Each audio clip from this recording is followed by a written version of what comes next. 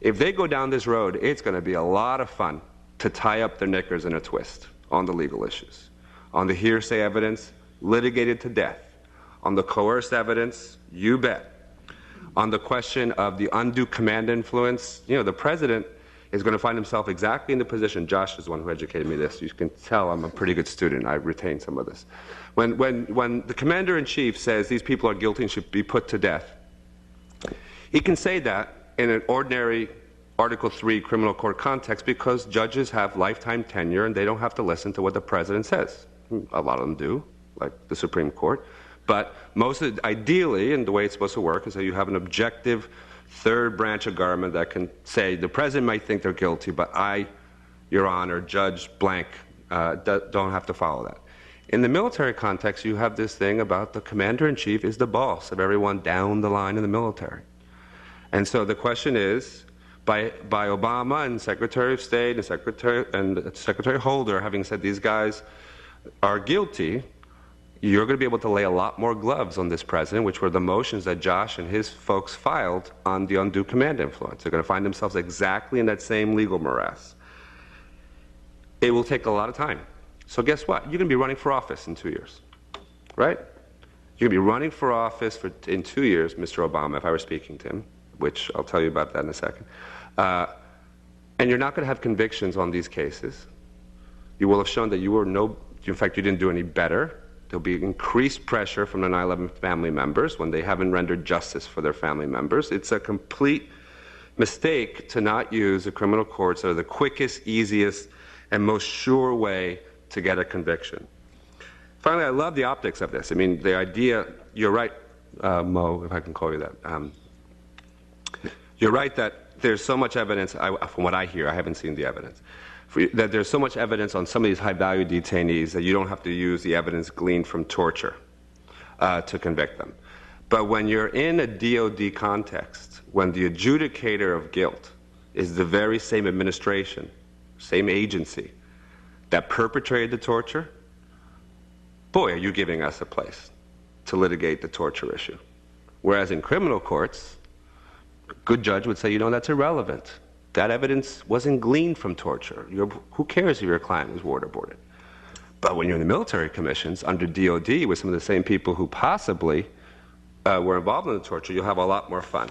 I say this, in the realpolitik, if I were talking directly with the president, and which I've talked once, but not on this issue, it's been quite interesting. I only got, the week leading up to the big press release, we were scrambling to get all the people who were so nice to me and invited me to the White House the first time around and gave me their phone numbers and their cell phones and their business cards, and we want to hear from you. And when we heard the rumors that they were going to switch to military commissions, we tried to activate the behind-the-scenes channel.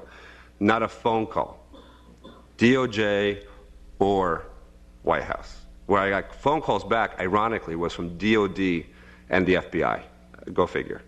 And so the only way we knew, from folks who talked to us, we knew that the decision was being made at 1600 Pennsylvania Avenue. And when you don't get the hearing of the White House, you kind of have to scream.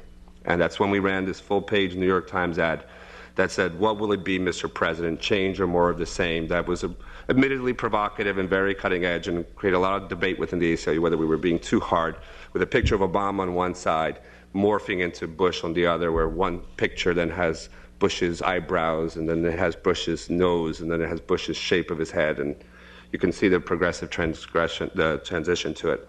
And a lot of people were saying, "Oh, this is too rough." It was too rough. It's a question. It wasn't a statement. So what will it be? So we tried to be respectful. And it was only Monday morning that we got the call back from the West Wing. Then we spent an hour and a half with them, talking them through the realpolitik and why this would be a Faustian bargain. And frankly, what we were able to say to them, look, what do you want to really accomplish in these trials? You want a speedy conviction. Get this over and done with. You want to put this albatross that you inherited off of your neck. You want to do it under established rules that have legitimacy, right? Where no one's going to be able to poke at how you got the job done. You want to seek an execution, but do you really want to execute? You want to make these jihadi poster boys? I understand why you might want to say you're seeking the death penalty, but is that really the best public policy decision in terms of relationships with the Muslim world? And if you back into it that way, you have many more opportunities about venue and using criminal courts that don't limit you in the way that they seem to now be limited. I say ultimately the reason why the military commissions, Mo, would be an enormous mistake, just as a rejoinder, it's going to be the exception that eats up the rule, meaning the Fourth and Fifth Amendments. Because I also, not given to prognostication, I know that these types of situations will turn up in organized crime, gangs, the drug war, and we've seen it with the Patriot Act. I mean, this was something that I can point to explicit proof. You look at the annual report put out by Department of Justice on how the Patriot Act powers were used, right in the aftermath of 9/11, 1 month after the attacks of 9/11. It's used on lottery crimes, embezzlement, people who were extorting the elderly, environmental terrorism, immigration. And I guarantee you that if you allow a context where you can convict individuals with hearsay evidence, with coerced evidence, you can hold individuals preventatively without charges or trial, then you're going to find yourself in a situation where that exception becomes the rule of law and eats up what are very clear barriers for due process in the Fourth and Fifth Amendments that will do enormous damage for the country. That's why this issue is of such high importance for us. People keep saying to me, I'll wrap up with this, why do you spend so much time focusing on these 200 individuals? I just got this question at lunch. You have 2 million people in jail, and we litigate the conditions of confinement in U.S. prisons.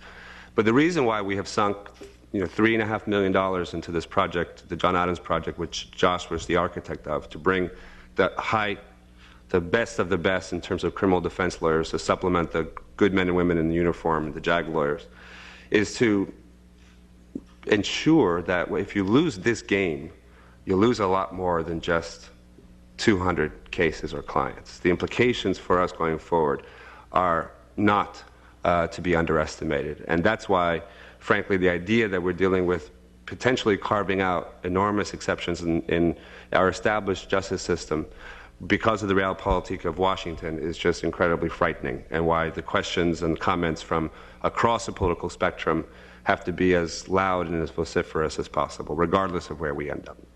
So thanks very much.